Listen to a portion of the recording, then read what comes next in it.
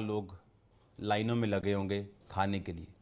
और मैं आपसे फिर कह रहा हूं कि ये जो लाइनों में आप देख रहे हो ये एक ट्रेलर है। ये आप फिर, जैसे मैंने कहा था कि ये मीटिंग आप मुझे रिकॉर्ड करना, क्योंकि ये मैं चलाऊंगा। मैं आज फिर आपको ये कह रहा हूं कि मेरी आज की बात रिकॉर्ड करना, मैं इसको चलाऊंगा। आने वाले समय में आपको इतना तैयार रहना पड़ेगा, क्योंकि ये लास्ट वायरस नहीं है। इसके बाद भी चीजें आएंगी और वो इतनी भयानक होंगी कि सरकार को सोशल मीडिया बंद करना पड़ेगा, क्योंकि सोशल मीडिया पे उनकी बीमारी की इतनी भयानक पिक्चरें होंगी कि लोगों को अटैक होने शुरू हो जाएंगे, पैनिक, घबरा जाएंगे लोग, और सरकार को सोशल मीडिया बंद करना पड़ेगा। पर बाइबल कहती तुम्हारा मन व्याकुल ना हो। क्यों? क्योंकि शैतान का मसीही लोगों के ऊपर, खुदावंद के लोगों के ऊपर कोई भी अधिकार नहीं। परमेश्वर, बाइबल कहती है, अपने लोगों से आने वाले समय की बातें करता आया। परमेश्वर ने कहा अब्राहम में से मैं कुछ छुपा के रखूं जो मैं करने वाला हूं। अब्राहम जो मेरा दोस्त है, बाइबल कहती वो अपने दासों पर अपना मर्म प्रकट किए बिना कुछ भी नहीं करेगा। परमेश्वर, जो मैं आपसे कह रहा हूं कि ये सिर्फ एक ट्रेलर है। आने वाले दिनों में लोग बेसिक्स के लिए लड़ेंगे, खाने के लिए लड़ाई होगी, राशन मिलना बहुत बड़ी प्रॉब्लम होगी, लेकिन ये अंतिम दिन होंगे जब कलीसिया उठा ली जाएगी और उसके बाद का ये सीन होगा। और परमेश्वर आपको दिखा रहे हैं कि आपको तैयार रहना है। आपको एक दिन आएगा जब यीशु मसीह हमें रैप्चर हो जाएगा और कलीसिया एकदम से, क्रिश्चियन लोग गायब हो जाएंगे और स्वर्ग की ओर चले जाएंगे। उसके बाद ऐसे दिन आएंगे कि लोगों के पास एक खाने के लिए उन्हें मोहरें लगवानी पड़ेंगी, और उस समय जो तो विश्वासी अभी पूरे हैं वो तो चढ़ा लिए जाएंगे स्वर्ग पे, लेकिन जो पूरे नहीं उन्हें सेकंड चांस मिलेगा। लेकिन वो सेकंड चांस उनको अपनी मौत में से होकर उद्धार में प्रवेश करना पड़ेगा। आज लोग समझ रहे हैं कि पिछले सालों से पवित्रताई का प्रीच चल रहा है, हमने सालों से पवित्रताई का प्रचार सुना, लेकिन माना नहीं। अब वो दुखी हो रहे हैं क्योंकि उन्हें मालूम है कि परमेश्वर न्याय कर रहा है, परमेश्वर जज कर रहा है लोगों को। और ये सिर्फ कलीसिया के लिए एक ट्रेलर है। परमेश्वर दिखा रहा है कि अंत के दिन, बाइबल कहती, इतने भयानक होंगे कि जो सृष्टि के पैदा होने से अब तक लोगों ने कभी नहीं देखे। मैं आपको फिर कह रहा हूं, मैंने एक वर्ड इस वीडियो में बोला था कि आपको तैयार रहना पड़ेगा, आपको हथियार रखने पड़ेंगे, क्योंकि ऐसे बुरे दिन देशों पर आने वाले जो उन्होंने कभी नहीं देखे। और मैं आपको हथियारों के बारे में जनवरी से बता रहा था, क्योंकि बाइबल कहती परमेश्वर के सारे हथियार बांध लो ताकि तुम बुरे दिनों का सामना कर सको।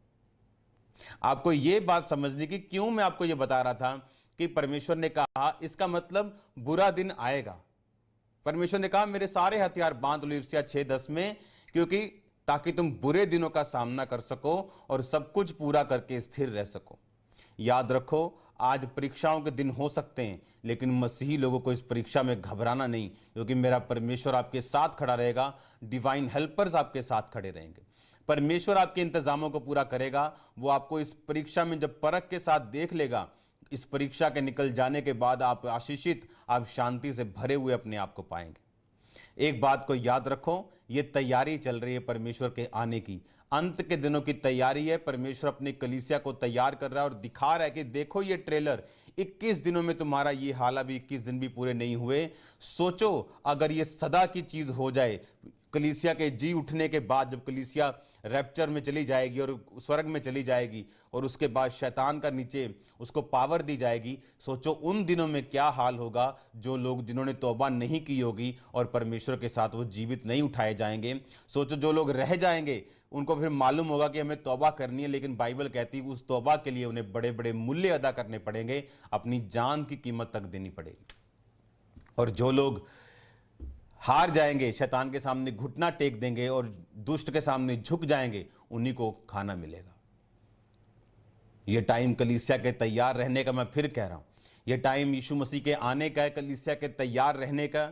और मैं कह रहा हूं फिर आपसे कि आपको जब, अगर आप तैयार हो तो आप किसी वायरस से डरोगे नहीं, क्योंकि यह आपको नरक में नहीं भेज सकता।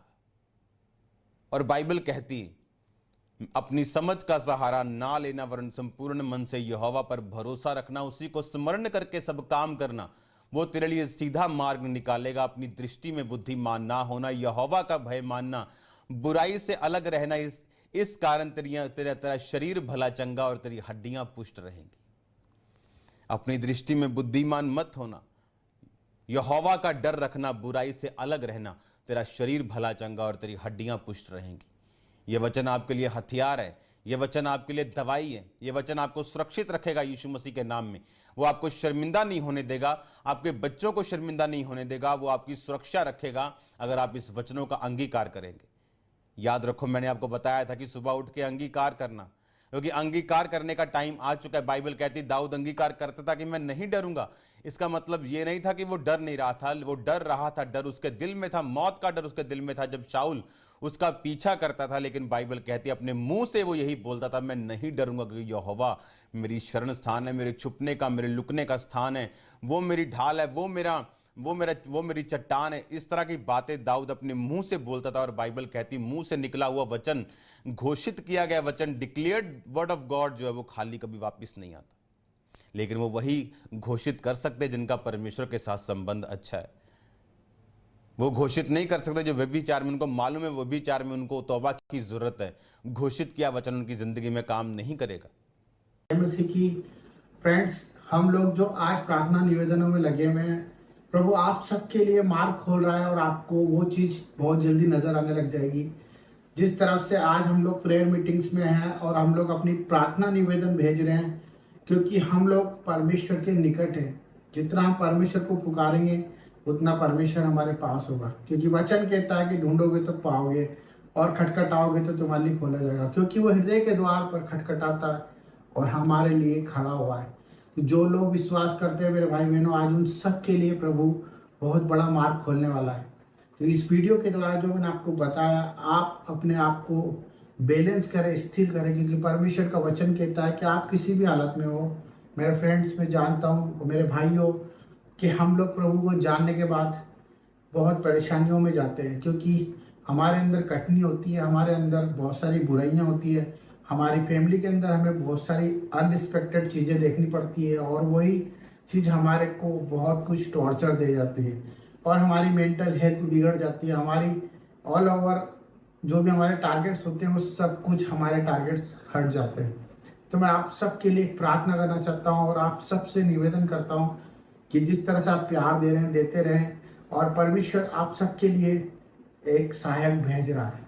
आप विश्वास करें, इसी रात, इसी समय, इसी पल में आप अपने उस सहायक को महसूस करेंगे।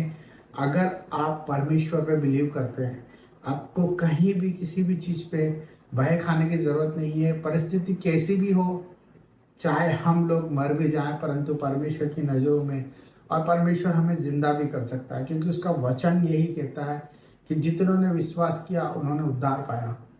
क्योंकि परमेश्वर हमारे लिए यीशु मसीह को भेजता है और उसने हमारे लिए ये सब कुछ रचा है। उसने एक रिश्ता हमसे कायम करा है कि हम इस समय में वचन को अपनी तलवार बनाए। वचन हमारी जिंदगी को बचा सकता है। आज आप बीमारियों में हैं, आज आप परेशानियों में हैं, और आज आप कर्ज में हैं, रोग में हैं, कर्जों में हैं, परेशानियों में हैं। ये सब चीज़ों का कारण हमारे हालात हैं जो कि हमसे दूर है। हमारे हालात, हम जो चाहते हैं वो मार्ग पर नहीं चल पाते, क्योंकि परमेश्वर जब तक आपसे दूर रहेगा, आप उसे पुकारें, आप बहुत सारी चीज़ों में उलझ जाएंगे।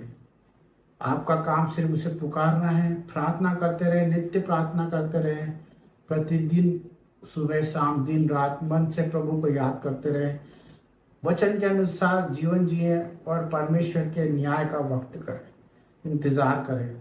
उस वक्त का इंतजार करें जो उसने हमारे लिए निर्धारित किया है, क्योंकि वचन यही कहता है कि जो स्थिर रहेगा वो परमेश्वर का कहलाएगा और जो अंत तक धीरज रहेगा वो परमेश्वर के मुकुट को अपने जीवन में धार पाएगा। तो मेरे भाई बहनों, हम आप सबके लिए प्रार्थना करते हैं और परमेश्वर आप सबको शांति दे। तो सबको जय मसीह की। God bless you.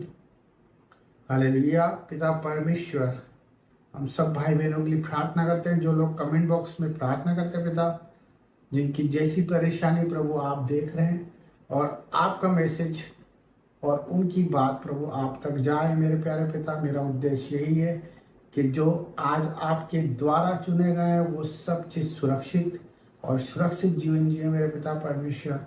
उनके जीवन में बाहर आ जाए, आनंद से भर जाए, बीमारी उनके आसपास ना हो प्रभु, और उनके जीवन में तेरी उमंग और आस हो, बीमारियां छोटी हो जाए और ज़िंदगी तेरे नाम से खुशहाल हो जाए प्रभु। तेरे आगे हाथ फैलाने वाले का भी मनुष्य के आगे हाथ ना फैलाएंगे। मेरा विश्वास है मेरे प्यारे पिता कि तेरे बच्चे तेरे न्याय के लिए खड़े हैं और अपने आप को नहीं परंतु तुझे देख के जीने वाले हैं। सबको जय मसीह की और सबके लिए आशीषित हो प्रभु यीशु के नाम में, आमीन। तो God bless you all of you.